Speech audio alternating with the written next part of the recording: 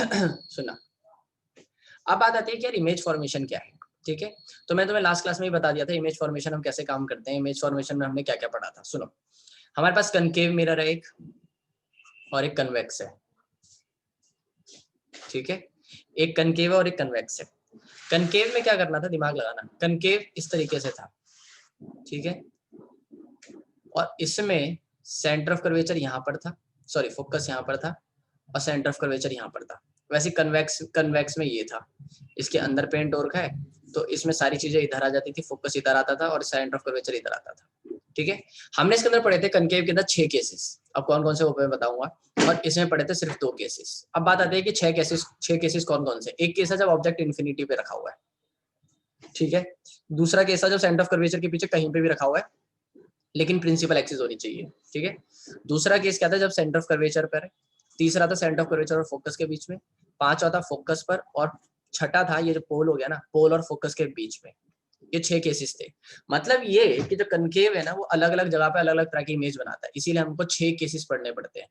पहला केस ये रहा, दूसरा केस ये रहा, तीसरा ये रहा, चौथा ये रहा, पांचवा ये रहा, और छठा यहाँ पर है। ठीक है, लेकिन कन्वेक्स ने क्या बोला, कन्वेक्स ने बोला कि भाई एक काम कर, तू कहीं पर भी रख ले, एक इन्फिनिटी पर मैं अलग इमेज बनाऊंगा, ठीक है, कन्वेक्स दीदी है वैसे, ठीक है, और मैं एक प्रिंसिपल एक्सिस पर कहीं और बनाएंगे। समझ में आया मैंने क्या बोला। तो इसका मतलब कन्वेक्स के कितने केसेस बनते हैं, 6 केस बनते हैं, और कन्वेक्स के 2 केसेस बनते हैं, इसीलिए। ठीक है, अब हम जैसे जैसे ऑब्जेक्ट को आगे पीछे खिसकाएंगे वैसे वैसे हमें इमेज बनानी पड़ेगी। तो इमेज के जो 2 रेज जाती है, मैंने बोला था ना 2 रेज पर हम काम करते हैं, वो जो 2 रेज जाती हैं, वो कौन सी 2 रेज होती है, वो असलियत में 2 रूल होते हैं। अब तुम्हें ये याद करना पड़ेगा कि कौन से रूल हमें याद करने हैं, कि पहला और दूसरा रूल यूज हो रहा है, पहला और तीसरा रूल यूज हो रहा है, सिर्फ पहला रूल 2 बार यूज हो रहा है। ठीक है, तो हमें सिर्फ ये चीजें याद करनी है। आया समझ, मैंने क्या बोला। अब इस चीज को समझना जरा ध्यान से, सुनो। ठीक है भैया, अब बात आती है कि हम कन्वेक्स के सबसे पहले किसके पढ़ रहे हैं, कनकेव के पढ़ रहे हैं। ठीक है, कनकेव के कितने केसेस है, 6 केसेस। तो पहले कनकेव को खत्म करते हैं। ठीक है, दिमाग लगाना जरा ध्यान से, सुनना। ठीक है, सुनो।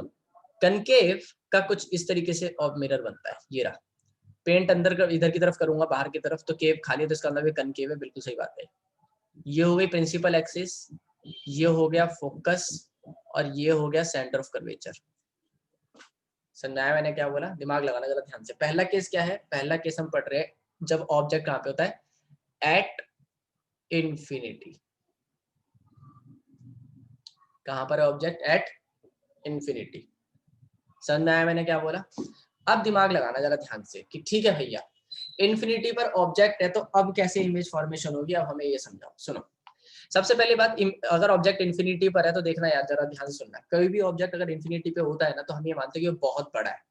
खुद सोचो, अगर कोई ऑब्जेक्ट इन्फिनिटी पर नहीं होगा, मतलब अगर ऑब्जेक्ट कोई इन्फिनिटी पर होगा और वो बहुत छोटा होगा, तो कभी हमें दिखाई देगा, कभी भी नहीं दिखाई देगा।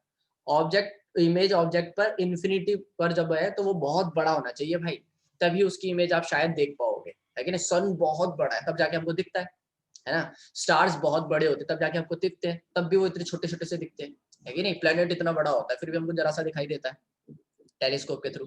तो इन्फिनिटी का वही ऑब्जेक्ट दिखाई देगा जो बहुत बड़ा होगा, इसलिए हम इन्फिनिटी की जब भी बात करते हैं तो बहुत बड़ी इमेज की ऑब्जेक्ट की बात करते हैं। अच्छा, अब दूसरी बात कि ठीक है भैया, ऑब्जेक्ट इन्फिनिटी पर है तो इमेज कैसे बनेगी, तो सुनना, देखना यार जरा ध्यान से। ऑब्जेक्ट कहीं पर भी होगा, हम हमेशा 2 रेस को यूज करके काम करते हैं। वो 2 रेस टकराने के बाद, मतलब मिरर से टकराने के बाद जहां पर भी मिलते हैं वहां पे इमेज फॉर्मेशन कह देते हैं, है ना। तो अगर जरा सा भी इधर उधर हुआ तो दिक्कत होगी। ठीक है, अब दिमाग लगाओ। तो वो जो 2 रेज है, वो असलियत में क्या होते हैं, 2 रूल होते हैं, जो हमने अभी 4 रूल पढ़े हैं। ठीक है, 4 रूल में से कोई 2 रूल ये होते हैं। ठीक है, अब समझना जरा ध्यान से, सुनो। देखो, अगर किसी को जैसे मैं खड़े होकर पढ़ाता हूँ नॉर्मली, वो वाला बैकअप लेना है, तो मैंने वो बैकअप भेज रखा है, लेकिन जब तक इस बैच में खत्म नहीं होता तब तक उस बैकअप को मत देखना। ठीक है, और अगर इस तरीके से समझना है तो मैं ये पैड पे इसीलिए बता रहा हूँ ताकि कलर्स के थ्रू तुम समझ सको, क्योंकि उसमें ना कभी कभी लाइट उसकी कैमरा क्वालिटी की दिक्कत होती है, तो दिखाई नहीं देता कि मैंने इमेज कहाँ पर बना रखी है, क्योंकि छोटी छोटी बनती है ना इमेज, इस वजह से। ठीक है, सुनना।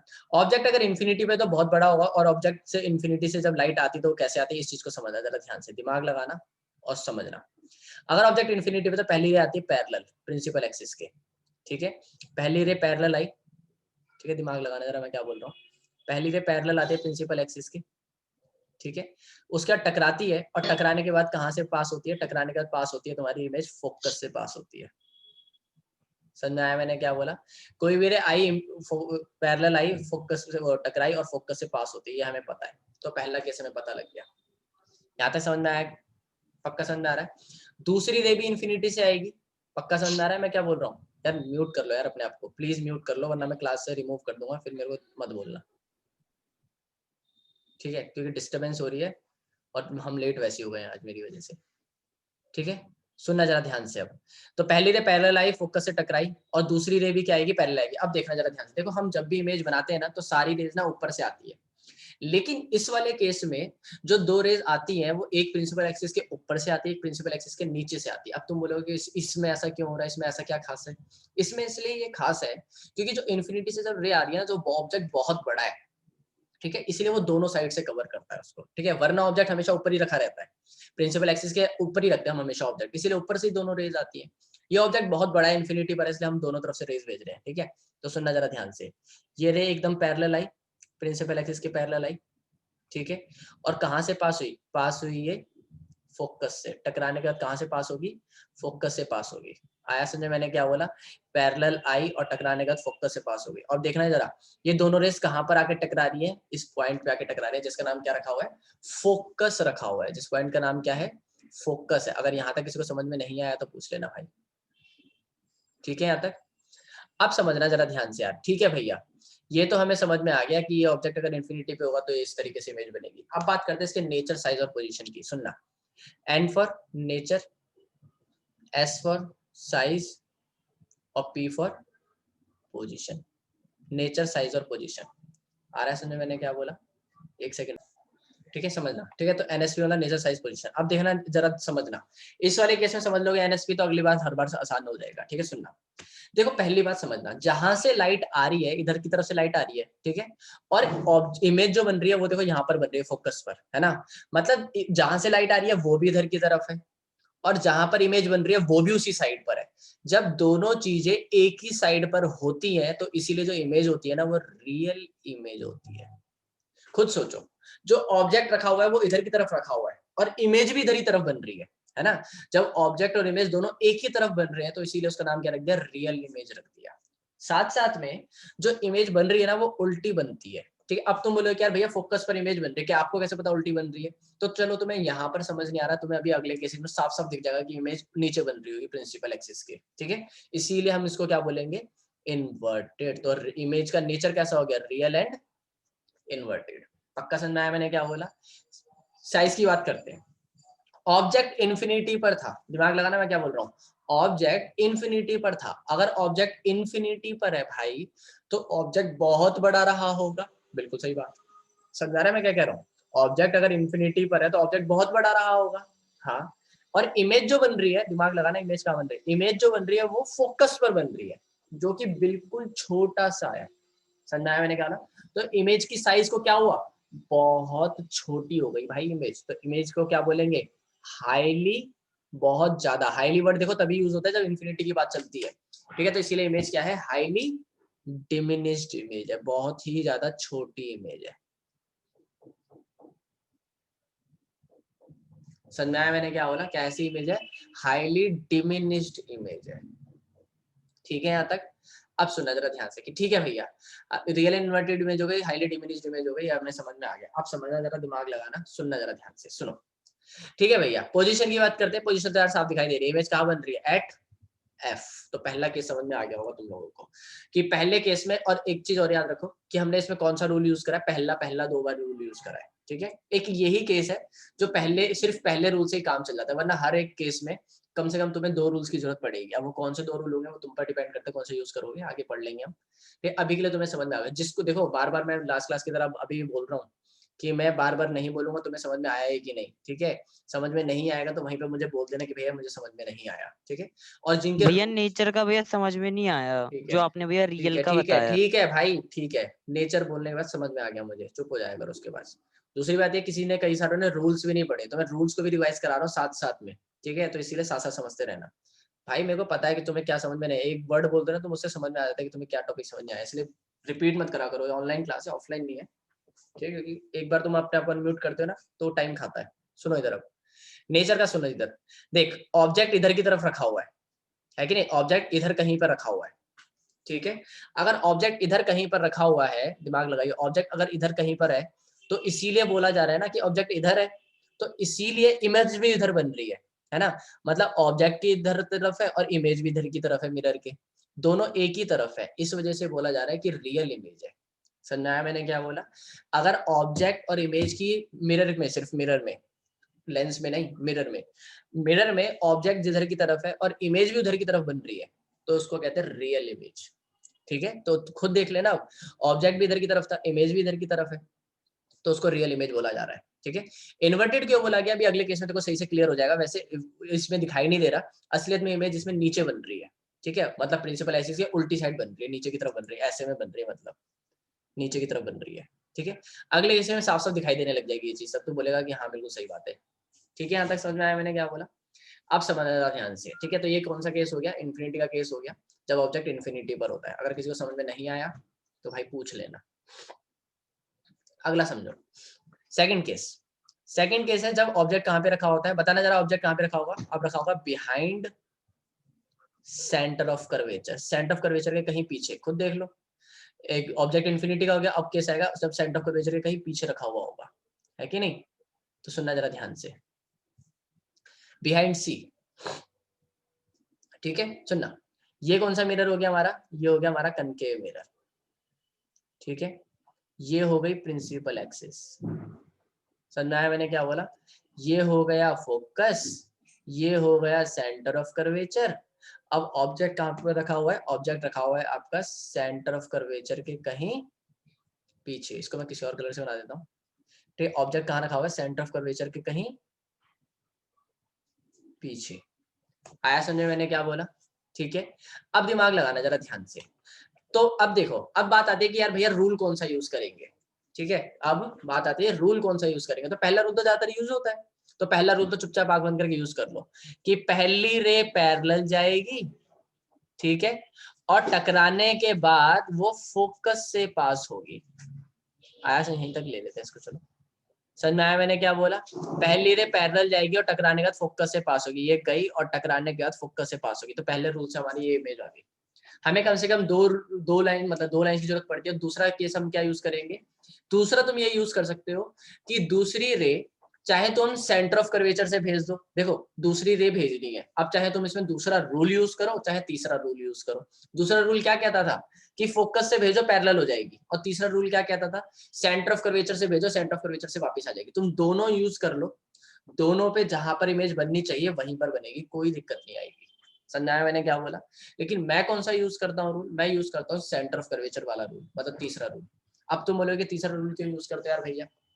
तो सुनो, आगे तक ना सेंटर ऑफ कर्वेचर वाला रूल हेल्प करता है। वैसे ये दूसरा रूल भी हेल्प करता है कि फोकस से भेजो पैरेलल हो जाएगी, ये भी हेल्प करता है। लेकिन सेंटर ऑफ कर्वेचर में एक ही बार लाइन बनानी पड़ती है यार, एक ही बार लाइन बनाओ, उसमें एक एरो उधर की तरफ दिखा दो, एक उसी पे एक दूसरा एरो उधर की तरफ दिखा दो, तो दोनों का काम चल जाता है। याद है ना थर्ड रूल क्या कहता है? थर्ड रूल ये कहता है कि सेंटर ऑफ कर्वेचर से कोई भी रे जाएगी, ठीक है। मेरा मिरर देखो छोटा पड़ गया, इसलिए मिरर ध्यान से बनाना। सेंटर ऑफ कर्वेचर से कोई भी रे जाएगी तो वो क्या हो जाएगी? एक सेकंड को मैं इसको पूरा एक्सटेंड कर दूंगा, ठीक है यहाँ तक, ठीक है।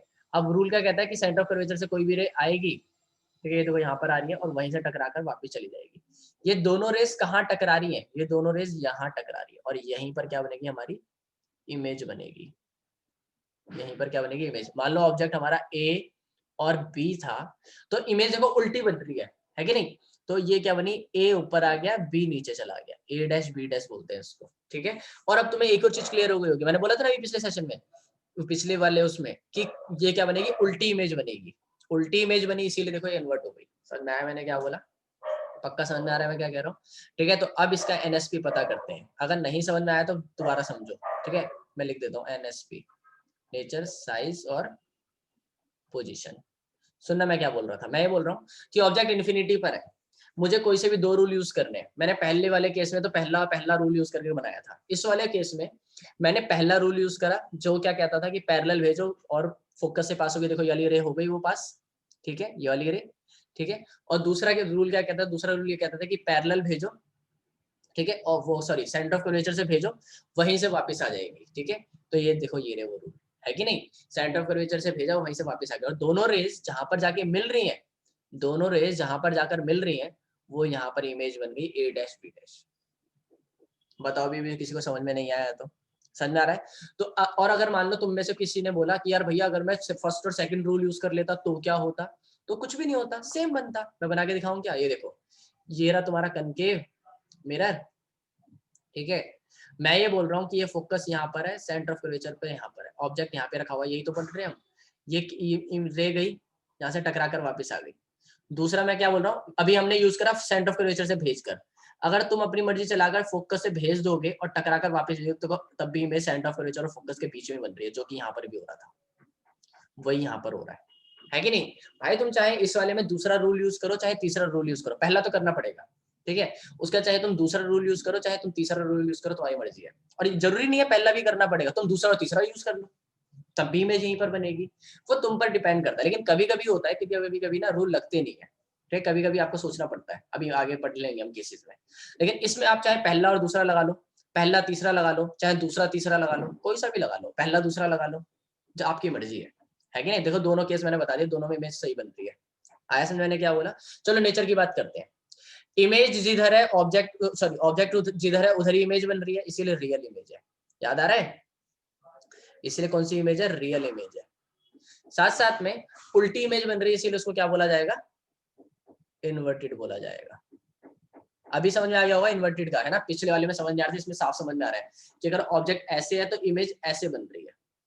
आया समझ? मैंने क्या बोला? ठीक है, आगे समझना जरा ध्यान से। साइज की बात करते हैं। देखो साइज में इमेज जो है ना, साफ पता लग रहा है छोटी हुई है कि नहीं? इमेज छोटी तो हुई है, लेकिन क्या बहुत छोटी हुई है? नहीं।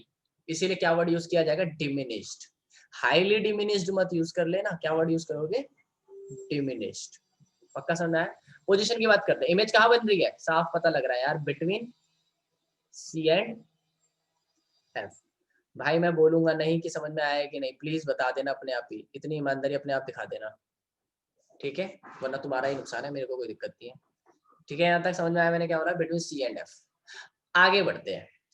चलो भैया ठीक है, हमें समझ में आ गया, एनएसपी हमें समझ में आ गया, नेचर साइज पोजीशन हमें समझ में आ गया, real inverted image, diminished image, और ये। अब ऑब्जेक्ट कहाँ पे रखा जाएगा? अब ऑब्जेक्ट रखा जाएगा आगे, एक और केस आगे बढ़ेगा, और कहाँ पे रखा जाएगा? At focus. अब ऑब्जेक्ट कहाँ पे होगा भाई साहब? थर्ड केस क्या है? At, sorry third case focus कहाँ से आ गया? At centre of curvature. अब ऑब्जेक्ट कहाँ पर आ गया? सेंटर ऑफ कर्वेचर पर आ गया। तो चलो बनाते हैं। ये हो गया मेरा मिरर। कौन सा मिरर है? कनकेव, क्योंकि पीछे प्रिंट हो रहा है, ठीक है। सुनना जरा ध्यान से। ये हो गई मेरी प्रिंसिपल एक्सिस, ये हो गया फोकस, ये हो गया सेंटर ऑफ कर्वेचर। और ऑब्जेक्ट कहाँ पे रखा हुआ है इस बार? इस बार ऑब्जेक्ट रखा हुआ है आपका सेंटर ऑफ कर्वेचर पर, ठीक है। तो ऑब्जेक्ट कहाँ रखा हुआ है? सेंटर ऑफ कर्वेचर पर ऑब्जेक्ट रखा हुआ है। आया समझ? मैंने क्या बोला? अब समझना जरा ध्यान से। अब बात आती है कौन सा रूल यूज करूंगा। तो देखो यार, पहला रूल तो हर जगह पे यूज हो पा रहा है कि नहीं? पहला रूल तो हम हर जगह यूज कर रहे हैं, तो कर लो यहाँ पर भी। तो पहला रूल क्या कहता है? पहला रूल ये कहता है कि अगर कोई भी रे है उसको क्या भेजो? पहले पैरेलल भेजो, ठीक है। पैरेलल गई, टकराने के बाद कहाँ से पास होगी? टकराने के बाद वो फोकस से पास होगी, ये सबको पता है। आया समझ? मैंने क्या बोला? ठीक है, कहाँ से पास होगी? फोकस से पास होगी। अब बात आ गई इधर, समझना। अब बात आती है कि यार भैया देखो जरा, यहाँ से हमने पैरेलल भेजी और फोकस से पास होके वापस आ गई, समझ आया? अब बात आती है दूसरी रे कहाँ से भेजेंगे। देखो अब दूसरी रे कौन सा रूल यूज करना पड़ेगा? देखो सेंटर ऑफ कर्वेचर वाला रूल यूज नहीं कर सकता मैं, जबकि मैं ही बोल रहा था पिछले वाले में कि सेंटर ऑफ कर्वेचर वाला ज्यादातर एप्लीकेबल होता है। लेकिन यहाँ पर क्या दिक्कत है? आपको सेकंड रूल यूज करना पड़ेगा, जो कि क्या था? फोकस से भेजो और पैरेलल हो जाएगी। क्यों भाई? क्योंकि खुद सोचो, object he centre of curvature पे रखा हुआ है, ऑब्जेक्ट जो है वो खुद ही सेंटर ऑफ कर्वेचर पे रखा हुआ है, तो इमेज वो जो रे है, लाइट है, वो सेंटर ऑफ कर्वेचर से कैसे जा सकती है? नहीं जा सकती। आ रहा है समझ? मैंने क्या बोला? अगर object he centre of curvature पे आपने रख दिया तो रे सेंटर ऑफ कर्वेचर से कैसे जाएगी? इसीलिए आपको मजबूरन थर्ड रूल यूज ना करके सेकंड रूल यूज करना पड़ेगा। और सेकंड रूल क्या कहता था? सेकंड रूल ये कहता था कि आप कहां से इमेज भेजो?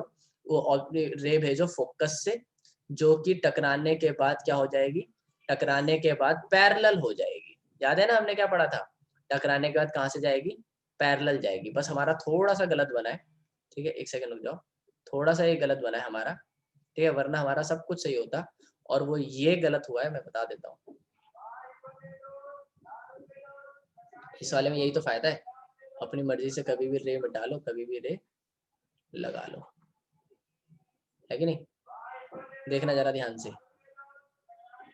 ठीक है। ऑब्जेक्ट रे ऊपर वो बन रहा है ऑब्जेक्ट, इमेज देखो नीचे बन गई है, ठीक है। दोबारा बना देता हूँ, इमेज ठीक नीचे बन गई, ठीक है। समझ आया मैंने क्या बोला? ऑब्जेक्ट ऊपर है, इमेज नीचे है, ठीक है। एग्जैक्ट नीचे बन रही है, तो हमने कौन सा रूल यूज करा, मैं रे भी बना देता हूँ। तो पहला रे यहाँ से गया, यहाँ पे आए, और दूसरा रूल क्या था कि ये यहाँ से गई और टकराने के बाद पैरेलल हो गई। मतलब पहला रूल, पहली रे जो है वो पैरेलल गई, फोकस से पास हुई, और दूसरी रे फोकस से गई, पैरेलल हो गई। चलो मैं हाईलाइटर से दिखा देता हूँ, सुनना। पहला रूल क्या यूज करा हमने, पैरेलल गई, फोकस से पास हो गई, और दूसरा यूज करा, क्या करा, फोकस से गई, पैरेलल हो गई। और ये वाली रे थी और जो ये वाली रे थी, दोनों यहाँ पर आकर टकरा रही है, यहाँ पर आकर टकरा रही है, तो ऑब्जेक्ट ऊपर है, इमेज एग्जैक्ट नीचे बनेगी जब तुम नाप नाप के बनाओगे। मैंने लास्ट क्लास में शायद बोला था कि हमेशा तुम्हें नाप नाप के बनाना है। मैं यहाँ पे बिना नापे बना रहा हूँ सीधा केसेस, इस वजह से थोड़ा आगे पीछे बन रहा है, वरना एग्जैक्ट सेम बनेगा, ठीक है। आगे सुनना जरा ध्यान से। अब बात करते हैं इसके एनएसपी की। भाई अगर समझ में नहीं आएगा ना जहाँ पर, भाई मैं बता देना यार, ठीक है। इसके एनएसपी की बात करते हैं, ठीक है। एनएसपी क्या था, नेचर साइज पोजीशन, एनएसपी। चलो बात करते हैं, खुद दिमाग लगाओ, कितना आसान है यार।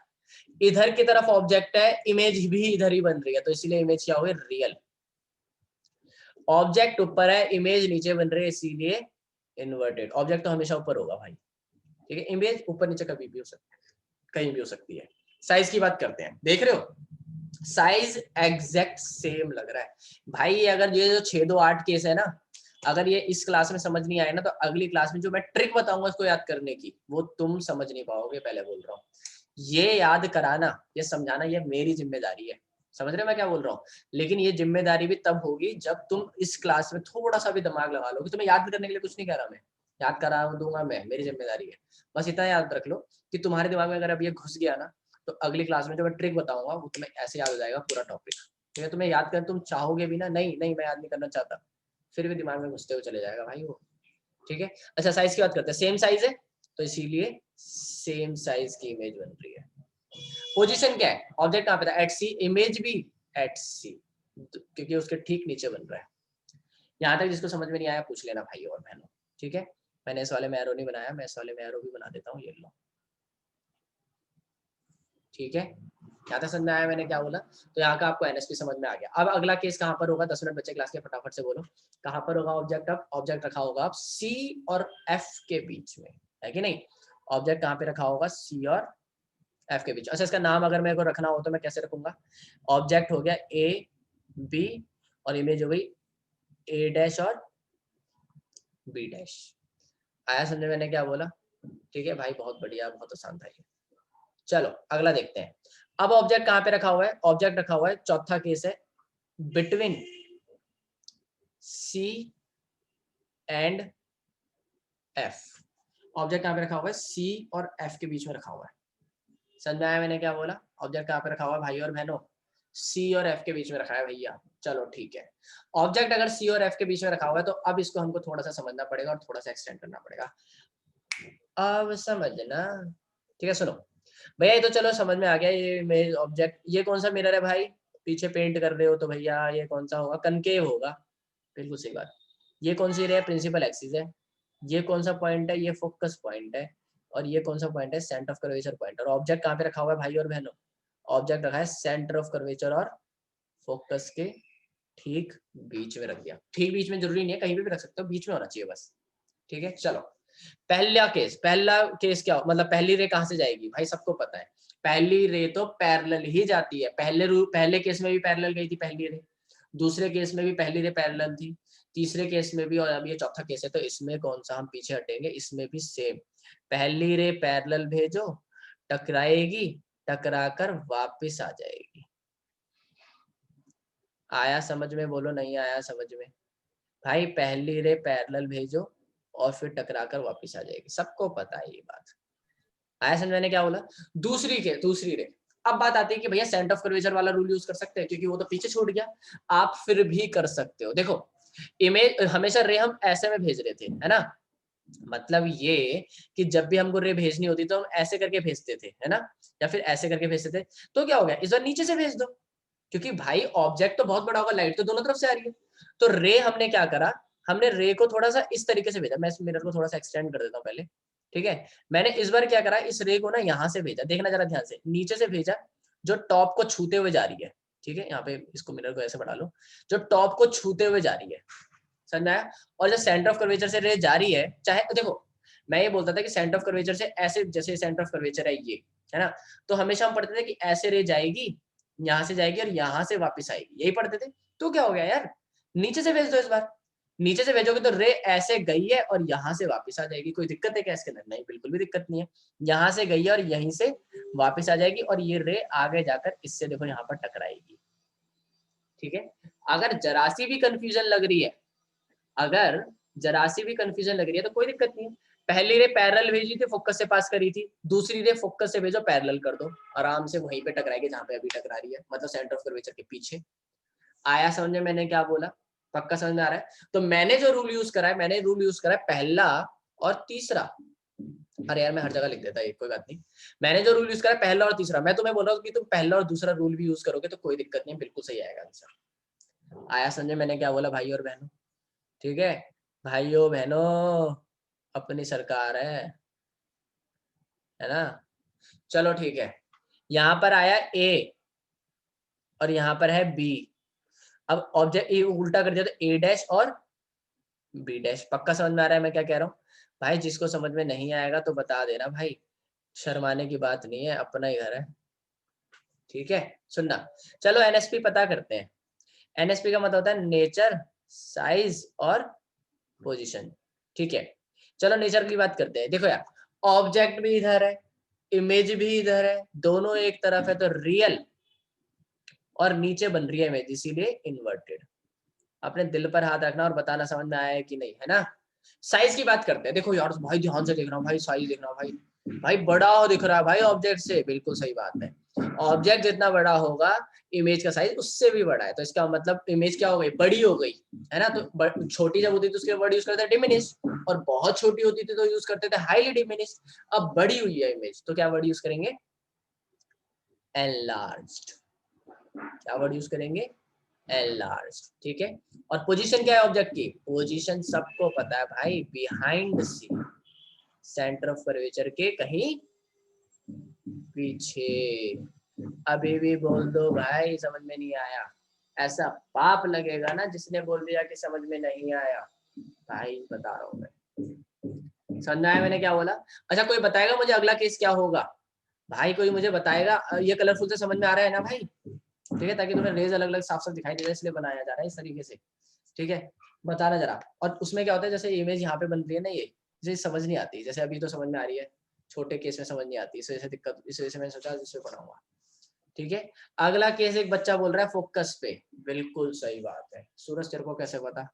भाई तेरे को कैसे पता कि फोकस पर इमेज बनेगी? अरे बस बस बस बस भाई एट एफ, ठीक है भाई समझ में आ गया सबका, ठीक है। अब अगले सेशन में हम कहाँ से पढ़ेंगे, जब ऑब्जेक्ट कहाँ पे रखा हुआ है, फोकस। 4 केस पढ़ लिए हमने, अभी कितने बचे हैं, 2 कनकेव के और 2 कन्वेक्स, मतलब 4 केस और बचे हुए हैं। भाई 4 केस खत्म करते हैं, तुम्हारा भाई इस तरीके से खत्म कर देगा ना इनको, क्या बताऊं तुम्हें। 4 केस अगर किसी को समझ में नहीं आया तो पूछ लो भाई। अभी भी पता है कितने मिनट है, 3 मिनट 33 सेकंड, पूरे 3 मिनट है तुम्हारे पास, ठीक है। जितने भी डाउट पूछने हैं इसमें से पूछ लो। हाँ बोल भैया, ऑब्जेक्ट हमेशा प्रिंसिपल एक्सिस के ऊपर रखते हैं। बिल्कुल सही बात है, ऑब्जेक्ट हमेशा प्रिंसिपल एक्सिस के ऊपर होगा भाई, चाहे कनकेव है, चाहे कन्वेक्स, चाहे लेंस है, चाहे मिरर, चाहे कुछ भी है, ऑब्जेक्ट कभी भी प्रिंसिपल एक्सिस से नीचे नहीं जा सकता भैया। बट मुझे कैसे पता चलेगा कि कौन सा रूल कब यूज करेंगे? यही तो याद करना है। अबे मेरे भाई यही तो याद करना है। मैं क्या समझा रहा हूँ, तेरे को याद भी नहीं कर रहा, मैं क्या समझा रहा हूँ तेरे को? मैं ये बोल रहा हूँ कि तू खुद देख कौन सी रे कहाँ से पास हो सकती है। जब सेंटर ऑफ कर्वेचर पे ऑब्जेक्ट था पिछले वाले केस में, देखिए वाला, जब सेंटर ऑफ कर्वेचर पे ऑब्जेक्ट था तो तू सेंटर ऑफ कर्वेचर से इमेज भेज सकता था? नहीं भेज सकता था, इसलिए तूने पहला और दूसरा रूल यूज करा। इस वाले में तू सेंटर ऑफ कर्वेचर से रे भेज सकता था, इसलिए तूने पहला और तीसरा रूल यूज करा। तू पहला और दूसरा यूज कर सकता था, कर ले, कोई दिक्कत नहीं है, बस तू लगा के देख, है कि नहीं। चौथा रूल जो था, पोल से जाती है दूसरी साइड से वापस आती, अभी तक एक बार भी यूज नहीं हुआ। अब शायद यूज हो जाए, वो बात की बात है, लेकिन अभी तक यूज नहीं हुआ। तो बता दे अभी भी तेरे को मैं समझाऊंगा क्या कि कौन सा, अभी भी तेरे को याद करने की जरूरत है कि भाई ये वाला रूल यूज करना है, ये वाला रूल यूज नहीं करना, बता भाई इतनी आसान बात बता रहा हूँ ना, दिल पे हाथ रख, तेरे को अपना भी आंसर मिल जाएगा कि हमको ऐसे करना है कि नहीं। समझ में आया मैंने क्या बोला? और पूछो भाई, ये तो बहुत बच्चों वाला सवाल था, कोई बात नहीं, लेकिन बहुत बढ़िया सवाल था ये, सचमुच। भैया हाँ बता। जो ऑब्जेक्ट को नीचे रख देंगे प्रिंसिपल एक्सिस से, फिर इमेज नहीं बनेगी? अच्छा अच्छा अच्छा, सही बात है। अब एक चीज समझ, यहाँ तक समझ में आ गया होगा सारे बच्चों को? ठीक है, इधर देख मेरे भाई, ये है मेरा मिरर, है ना, ये है मेरा मिरर। ऑब्जेक्ट को मैंने यहाँ पे रखा, तभी तो इसकी इमेज बनेगी। ऑब्जेक्ट को यहाँ पे रखूंगा, तेरे को दिखेगी इस पे इमेज? बता, कैसी बातें कर रहा है यार। नहीं। भाई प्रिंसिपल एक्सिस है हमारी इमेजिनरी एक्सिस, हम हमेशा ऑब्जेक्ट उसके ऊपर रखते हैं। जैसे हमें ये, हमने एक नोशन बना दिया है, नीचे रख देगा तो इमेज ही तू उल्टी रख रहा है ना, इससे बड़े तो यहाँ पे रख दे, लेकिन प्रिंसिपल एक्सिस ऊपर ही रखी जाती है हर चीज। ये बात दिमाग में बैठा ले। समझ में आया मैंने क्या बोला? भैया 4 रूल में हमारे एरो को ऊपर ऊपर क्यों रखा है? भैया 4 रूल, चौथे रूल में हमने एरो को ऊपर, अच्छा तू ये पूछ रहा है, चौथे रूल में, चौथा केस है ये, रूल नहीं है, थप्पड़ मारूंगा, रूल नहीं है ये, केस है। और ये तू कह रहा है कि हमने एरो को ऊपर क्यों रखा? अरे ये वाला एरो कह रहा है क्या ये, इसको यहाँ पे दिया, अरे भाई यहाँ से भेजता, यहाँ पे निकाल देता, तेरी मर्जी है यार, कहीं पे भी दिखा यार, है ना। लेकिन ज्यादातर हम जो एरोस बनाते हैं ये भी प्रिंसिपल एक्सिस से ऊपर नीचे भी रख सकते हो, कोई दिक्कत नहीं है इसमें, तो रख सकते हो, तुम्हारी मर्जी है, लेकिन ऐसे दिखाया मैंने इसीलिए, ठीक है, कि यहाँ से गई और वहीं से वापस आ गई, है ना, और जहाँ पे जाके मिली वो इस पॉइंट पे जाके मिली, है ना। अब मैं इसमें कुछ भी कर सकता हूँ क्योंकि ये तो मैंने बता दिया, है ना। सुनना जरा ध्यान से, ज़्यादा समझ आया मैं क्या कह रहा हूँ? इसीलिए ये केस है। अगर पिछले वाले केस का भी क्विक रिवीजन देखने तो कर लो, कोई दिक्कत नहीं है अपने को, ठीक है। ये देखो, यहाँ से गई ये रे, यहाँ से वापस आ गई, है ना। दूसरा केस क्या था? फोकस से भेजो, यहाँ से वापस आ गई, तो यहाँ पे मिल रही है दोनों ठीक इसके नीचे, है ऑब्जेक्ट ये रहा, इमेज ठीक इसके नीचे बन रही है। इससे पीछे वाले केस के देखो, पहली रे पैरेलल फोकस से पास होगी, दूसरी रे सेंटर ऑफ कर्वेचर से गई और वहीं से वापस हो गई, ये दोनों रे यहाँ पर मिल रही है, तो ऑब्जेक्ट ये रहा, इमेज ये रही, है कि नहीं। इसमें देखो, इसमें तो इन्फिनिटी पर था, इसलिए